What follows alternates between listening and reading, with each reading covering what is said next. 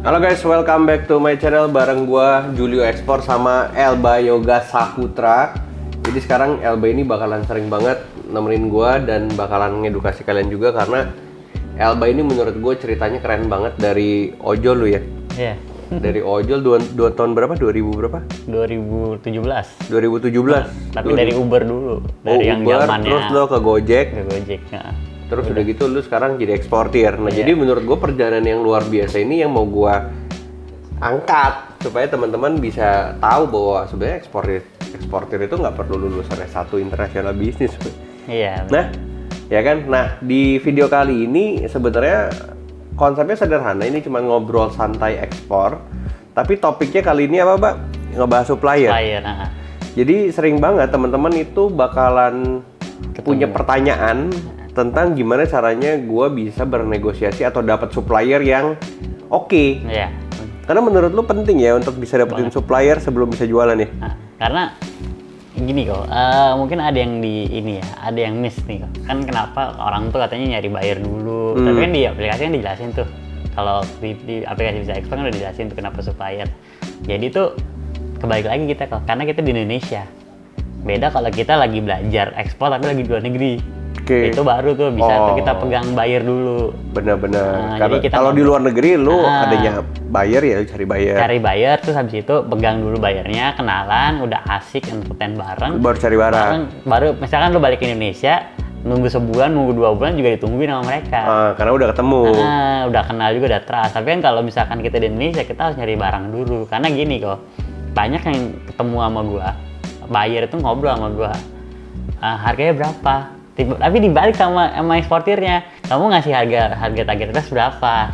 Nah ini kan kasarnya kalau kita di pasar, kita bikin lokalan lah kok, datang ke pasar mau beli ikan, ini berapa sekilo? Bapak maunya harga berapa? Jadi itu kayak gimana gitu, makanya kan itu ketahuan kita belum pernah ketemu. Iya. Analogi yang menurut gua simple dan masuk ya. Jadi kalau misalnya ditanya buyer nanya, pembeli luar negeri nanya lu mau harga berapa, terus lu bilang kayak ya mister mau berapa, sama aja lu nggak tahu barangnya kan? Nggak tahu barangnya secara nggak langsung, makanya kenapa kita harus belajar dulu suppliernya gitu. Oke. Nah sekarang pertanyaannya gini, Mbak, kan kita bicara supplier itu kan orang yang punya barang, ya kan? Nah yang punya barang ini kan bermacam-macam tipenya. Iya, karakteristiknya banyak banget. Karakternya macam-macam, level mereka bisnis dari sisi supplier juga macam-macam. Ada yang misalnya contoh, yang punya barang, petani juga punya barang. Benar. Pengepul juga punya barang. Benar. Yang kalau barangnya pabrik juga pabrik yang jadi si pemilik barang. Iya. Nah sekarang kita bahas nih, Mbak, satu-satu. Ada ada petani, tengkulak, sama pabrik. Ini kan mereka juga semua supplier. Tergantung si orang ini mau jualan barang apa. Sekarang kita bahas dulu dari yang paling atas nih, si pabrik. Ya, pabrik. Sekarang gimana caranya orang bisa dapat supplier pabrik? Karena kan mereka nggak kenal. Benar. Harus ke pabriknya, dapat fotonya, dokumennya, datanya, supaya mereka bisa nawarin ke luar negeri. Gimana caranya masuk pertama kali kalau menurut versi lu? Kalau gini, kan karakteristik kan beda-beda tuh. Nah, kalau pabrik itu rata-rata dia perlu ada orderan. Jadi pabrik itu sebenarnya butuh orderan. Nah, butuh orderan. Jadi cara berpikirnya udah beda tuh. Berpikirnya udah beda. Jadi si pabrik ini pengennya tuh ngobrol tuh udah deket-deket, misalkan udah closing atau gimana gitu. Udah deket-deket transaksi. Jadi tinggal di DP, jadi untuk pembelajaran itu pabrik itu hampir tanda kutip berat. Untuk kita misalkan belajar dari nol, dari awal, terus juga masuk akal. Terus juga yang kedua itu gini kok, pabrik itu berpikir ini orang siapa. Terus yang kedua, kompetitor gue bukan nih, dia lagi dimasukin ke sama ini. Iya, dia sama kompetitornya ya, mata-mata kompetitor. Mata-mata kompetitor atau bukan nih, jadi memang sebagai kita yang punya pabrik, misalkan nanti kita punya pabrik, aku punya pabrik, itu pasti bertanya-tanya kok ketika ada yang datang. Beda misalkan kau juga ngerekomendasiin orang ini gitu kan. Kayak nanti kayak yang mintanya Kak Julio tuh Bisa Ekspor akan rekomendasiin ke pabrik mana, tapi Bisa Ekspor udah bikin perjanjian dulu sama pabrik ini nih, itu kan bisa. Itu baru bisa belajar. Tapi kalau tidak direkomendasikan Bisa Ekspor, agak berat untuk bisa belajar ke pabrik. Karena si pabrik ini tergantung ya, kalau memang orangnya mau ngajarin ya ngajarin, tapi kan masalahnya pabrik, bener yang Elba bilang, pabrik itu kan punya operasional, dia punya biaya yang harus keluar setiap bulan, entah sewa pabrik lah, bayar listrik, karyawan. Jadi mereka kalau ketemu orang yang datang, maunya transaksional ya. Nah, benar. Maunya kayak ya udah Nah, ujung-ujung lah. Jadi gini kok, ini ada menarik juga nih. Aku belajar dari yang temen kita Global Koko, Asi, itu tuh generasi kedua sama generasi pertama. Maksudnya? Jadi kalau generasi pertama tuh benar-benar transaksional rata-rata kok. Generasi pertama artinya si pemilik pabrik yang senior yang pertama kali ngerintis tuh dari awal tuh. Nah itu biasanya udah ini. Nah kalau generasi kedua itu anaknya yang punya pabrik itu kadang-kadang bisa masuk bisa enggak. Oh, paham. Makanya kalau si pemilik pabrik udah menyerahkan ke si anak, biasanya gaya mereka jadi anak muda ya. Anak muda. Oke, gua ajarin lu, tapi lu jualin barang gua ya. Free marketingnya kan dia paham tuh. Jadi kan katanya gua nggak perlu sewa orang eksportir ini. Kasarnya cost on cost nih kalau kita punya salesnya digaji per bulan. Tapi kalau eksportirin kan enggak nih. Benar. Jadi mau nggak mau ya. Jadi ada plus minus. Ya paham. Tapi kalau misalnya pabrik yang ketemunya tipikal orang-orang tua, ya biasanya mereka maunya udah lu kasih gue orderan berapa deh, ntar gue kerjain semua. Gue kerjain. Jadi, nah tapi kalau dapet nih yang kayak gitu, Mbak, gimana cara belajar nih? Itu simpel sih kok. Jadi gini, ini trik gue nih waktu dulu awal masuk ke pabrik itu, gue pakai pembelian di ini kan ada rekomendasi buyer. Nah, gue pakai tuh. Gue ada buyer nih. Nih dia tuh karakteristik barangnya tuh dia minta kayak gini nih. Maksudnya lu dapat data dari si Bisa Explore kan? Bisa Explore kasih rekomendasi buyer. Kan ada spek-speknya tuh. Spek-speknya tuh. Nah, gue lempar tuh ke pabrik. Cuman mungkin pabrik jadi lihat nih ya, jadi ketahuan. Enggak lah, nggak apa-apa. Jadi berarti artinya pabrik-pabrik yang nonton video ini tolonglah dibuka untuk teman-teman belajar. Jadi dengan itu kan kelihatan kita transaksional nih, walaupun kita belum email dia, belum nawarin ke bayarnya. Gimana nawarin, orang data harga juga belum dapat kan? Kita kan belum punya ilmunya gitu kan. Tapi dengan kayak gitu tuh mulai dapat interest tuh dari nah ini kan interest dulu tuh. Nanti interest pertama, nanti kita sudah datang ke pabrik tuh enak tuh kalau udah interest pertama datang ke pabrik ya. Sebisa mungkin kalau kita naik motornya jangan dibawa dulu pertama-tama, naik Grab car kayak atau apa gitu. Iya, paham. Karena sebenarnya orang ini tipikal orang Asia, mereka itu selalu ngelihat dulu yang di luar, first impression. Jadi berpenampilan menarik, yang rapi, ya kalau kalian udah terkenal masih silahkan gitu. Misalnya kalian influencer besar, kalian datang ke pabrik, orang yang kenal kalian ya silahkan. Tapi kalau enggak ya rapi ya. Rapi lah. Tapi enak dilihat lah ininya. Tapi sebenarnya ketika mereka masuk ke pabrik, mereka kerjasama dengan supplier pabrik, mereka ya harus punya impresi yang bagus pertama kan. Nah, selanjutnya apa yang mereka harus dapat dari si pabrik? Update-nya kita sih kok. Update-nya kita dalam cari buyer itu loh. Oh, jadi kita ngupdate terus ke si buyer. Gue udah sampai ke sini. Supplier. Ya kita ngupdate ke si supplier kan. Saya progres sama buyer gue udah. Pak ini dia nanya kayak gini, Pak dia nanya kayak gitu. Jadi kasih tahu si supplier terus. Terus juga sembari itu kita nanya-nanya nih, misalkan kita nge-bluffing aja. Ini ternyata dia minta USDA, misalkan kayak gitu, minta GACC kayak kemarin kita sertifikat kayak gitu-gitu dah. Nanti kita tahu tuh pabriknya mau nggak ngebantuin kita atau enggak tuh, atau memang pabriknya udah punya. Kan kadang-kadang gitu. Kalau dia nggak punya kan sebenarnya jadi salah satu pemikiran lagi sebenarnya ini pabrik bisa nggak kerja dengan si buyer ini gitu kan. Terus juga yang kedua tuh nanti kita sebagai eksportir jangan kita push mereka juga, cuman kita bilang ya udah nanti saya ngurus ini kayak gini-gini, jadi kayak timbal balik value gitu loh. Oke. Nah itu kalau kita bicara dari sisi pabrik ya, jadi kan memang kita udah punya datanya dulu yang tadi Alba bilang, intinya transaksional lah ya. Kalau memang belum ada transaksi minimal bicaranya soal uang. Ya, jadi ada uang di situ yang dibicarakan. Akan ada uang gitu. Akan ada uang. Oke, itu yang kalau kita bicara dari sisi pabrik, meskipun nanti lebih dalam nanti kita bahas di konten lain ya. Boleh.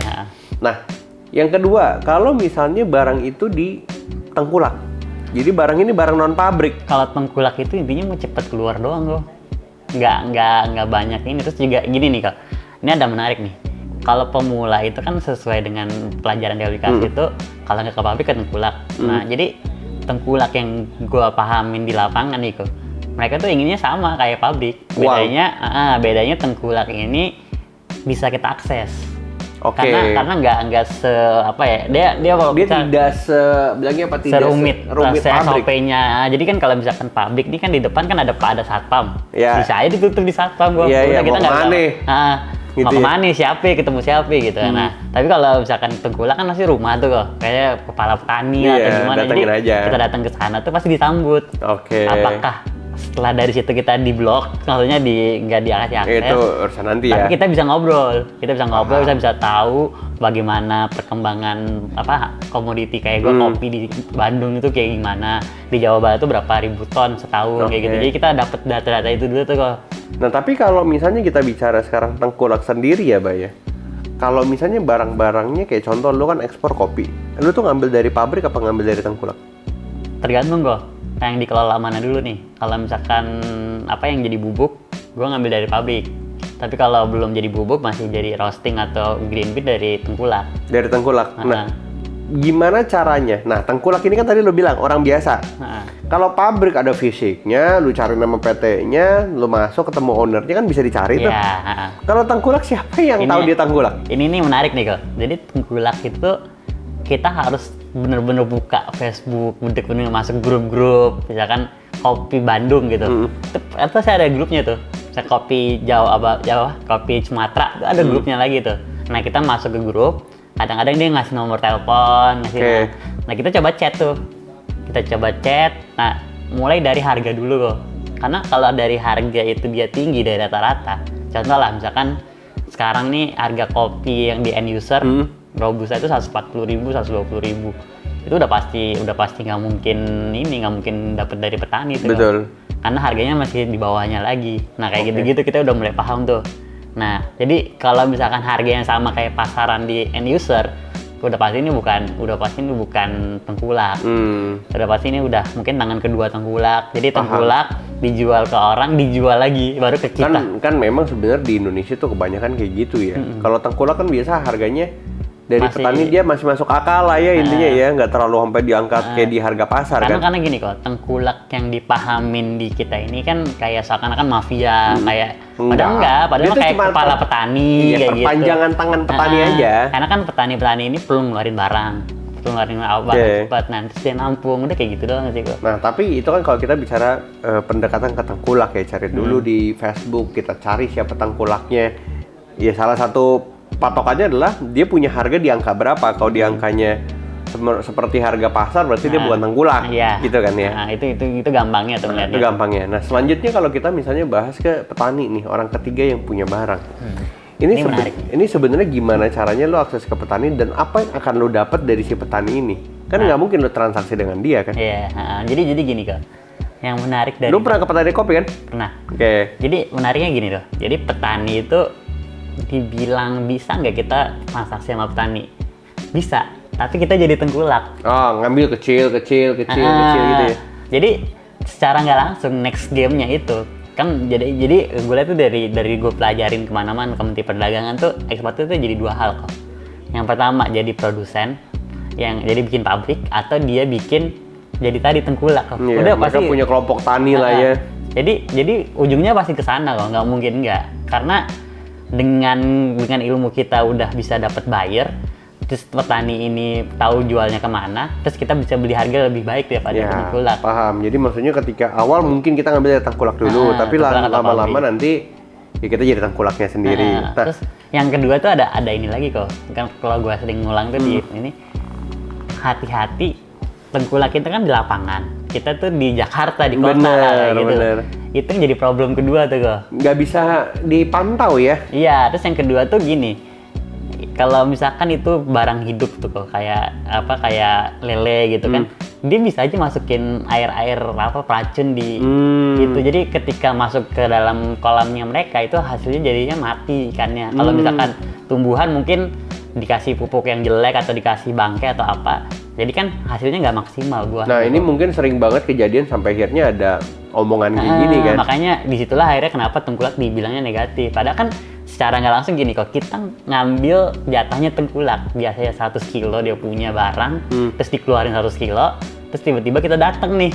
Nah kan hasil ini kan nggak berkembang kok. Hasil tani itu kan nggak berkembang. Ngerti, gue paham. Maksudnya misalnya si tengkulak ini biasanya cuma ngeluarin 100 kilo. Tiba-tiba ya kan? kita potong ngepepas akhirnya tengkulak ini bingung, kok gue cuma dapat 50 kilo ya tahun ini ya. Terus habis itu dicari-cari tahu, ternyata ada tengkulak lain. Elba nih jadi tengkulak nih, tapi di Jakarta, nggak di sini. Terus diteken petaninya dengan cara kayak gitu. Tapi itu kan kalau permainan di lapangan memang kompleks ya, Bay. Nah, tapi sekarang pertanyaan gini, menurut lu bisa nggak orang Jakarta jadi tengkulak di Bandung? Ini sih kok, tergantung dianya. Dianya siapa? Maksudnya tergantung eksportirnya. Eksportirnya tuh bener-bener pernah turun lapangan atau enggak. Kalau cuman ngobrol sama tengkulak terus habis itu ngambil petani, kemungkinan besar bakal rugi. Karena bakalan ketipu ini, ketipu itu. Karena bukan orang lokal ya. Iya. Dan nah mungkin nanti kita bahas di tempat lain, karena gue punya cerita ini sebenarnya waktu di Maluku.